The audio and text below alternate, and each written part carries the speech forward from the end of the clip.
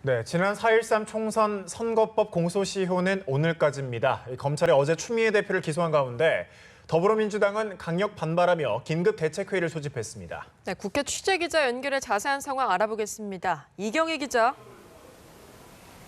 네, 더불어민주당은 조금 전부터 긴급 최고위원회의를 열고 추미애 대표를 비롯해 검찰에 기소된 당 소속 의원들에 대한 대응책을 논의하고 있습니다.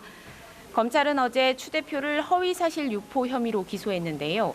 4.13 총선을 앞둔 지난 3월 31일 기자간담회에서 과거 서울 동부지법 이전이 논의될 때 법원 행정처장을 만나 동부지법을 광진구에 존치시키겠다는 약속을 받았다고 한 발언이 문제가 됐습니다.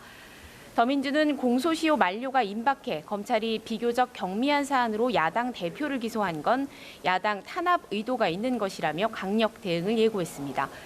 추 대표는 명백한 검찰의 기소권 남용이자 최순실, 우병우 사건을 덮기 위한 물타기 정치 공작이라고 비판했고 우상호 원내대표는 청와대와 검찰이 제1야당과의 전면전을 선포했다고 주장했습니다.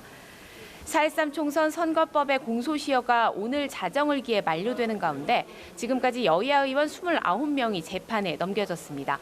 새누리당이 12명, 더불어민주당 11명, 국민의당 4명, 무소속 2명으로 오늘 추가로 10여 명이 재판에 넘겨질 가능성이 거론되고 있습니다.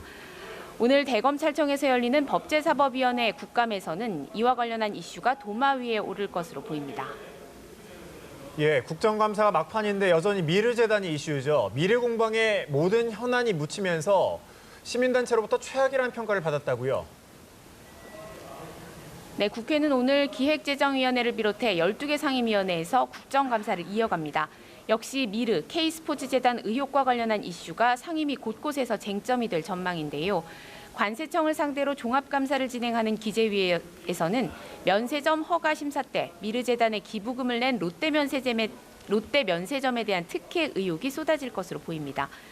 교문위의 문화체육관광부 종합감사에서도 미르재단 설립 과정에 청와대가 개입했는지가 거듭 도마 위에 오를 것으로 보입니다. 연일 계속되는 공방에 사실상 모든 이슈가 묻히면서 역대 최악의 국감이란 평가가 나오고 있는데요. 시민사회단체가 참여한 국정감사 NGO 모니터단은 국감을 보이콧한 새누리당과 북회기업, 지진과 물난리 앞에서도 미르 의혹에만 몰두한 야권을 싸잡아 비판하면서 중간 성적은 F학점이라고 혹평했습니다. 지금까지 국회에서 전해드렸습니다.